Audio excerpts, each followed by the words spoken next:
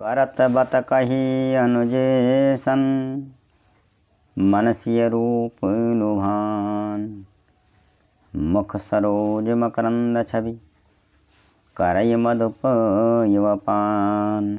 चित्तवती चकित चाहूँ दिश सीता कह गए नृप किशोर मनु चिंता। जह बिलोक मृग शावक नैनी जनु तह बरिस कमल सित श्रेणी। भगवान श्री राम अपने छोटे भाई लक्ष्मण से बातें कर रहे हैं, पर मन सीता जी के रूप में लुभाया हुआ सीता जी के मुख रूपी कमल के छवि रूप मकरंद रस को भोने की तरह पी रहा है।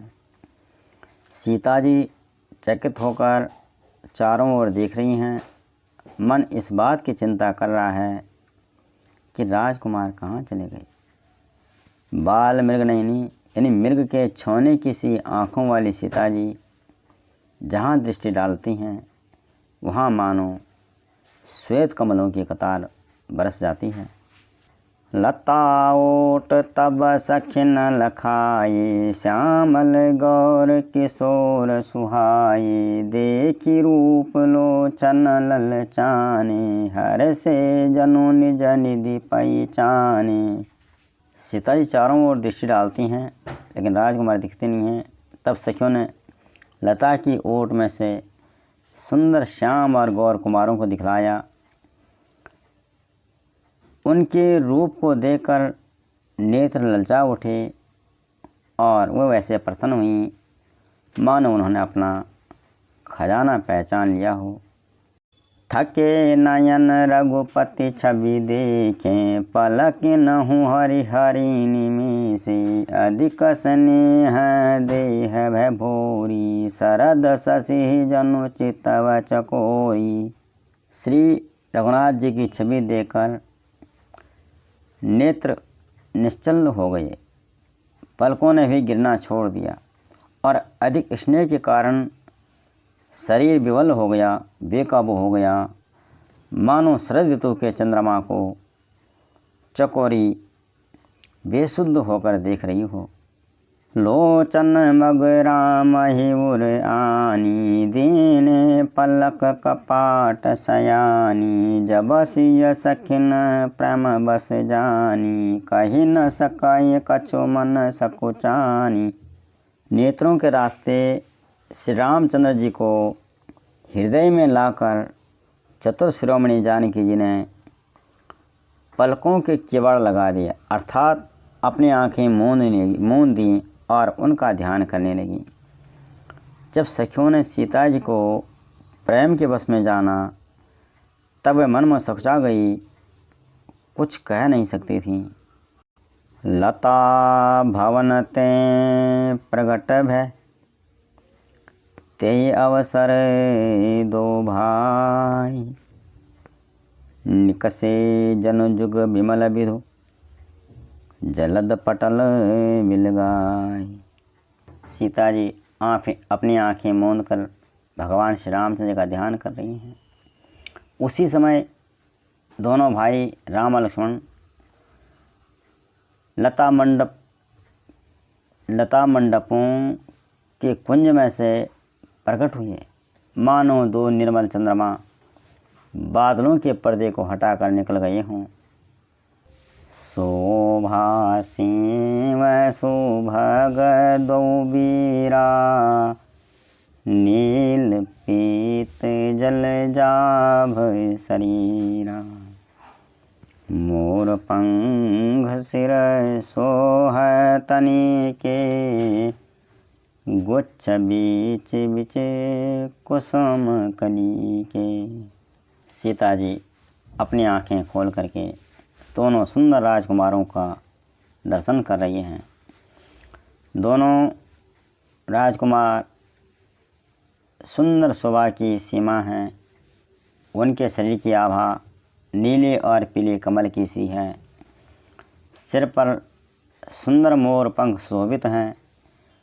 उनके बीच बीच में फूलों की कलियों के गुच्छे लगे हैं। भाल तिलक श्रम बिंदु सुहाए, श्रवण सुभग भूषण छवि छाए। विकट भ्रकुटी कछ घोगर बारे, नव सरोज लोचन रत्नारे। भगवान श्री राम और लक्ष्मण के माथे पर तिलक और पसीने की बूंदें शोभायमान हैं। कानों में सुंदर भूषणों की छवि छाई हुई है।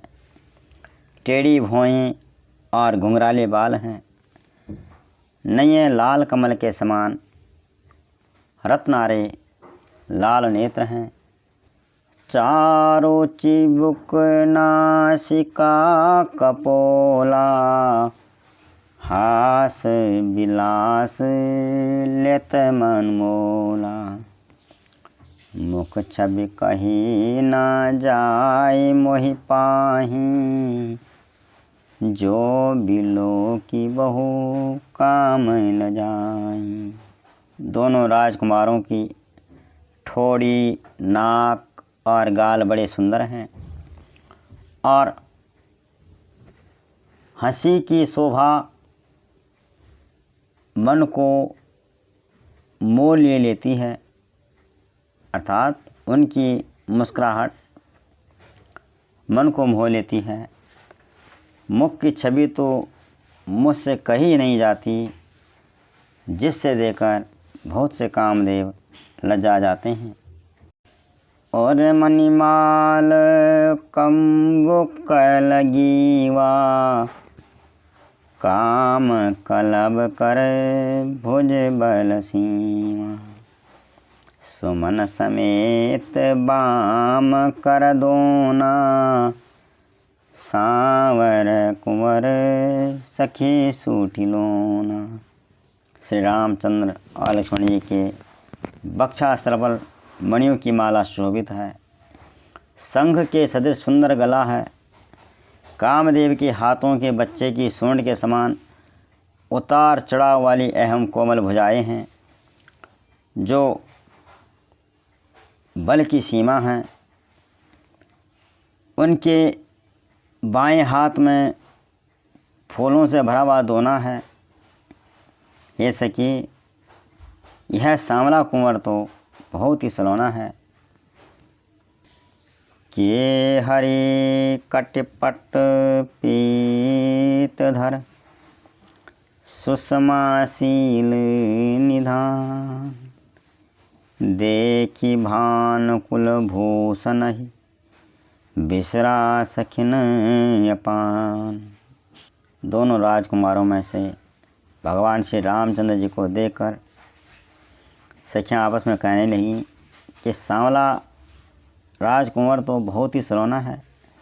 इसकी सिंह की सी पतली लचीली कमर और पीताम्बर धारण किए हुए है। शोभा और शील के भंडार सूर्यकुल के भूषण श्री रामचंद्र जी को देखकर सखियाँ अपने आप को भूल गईं।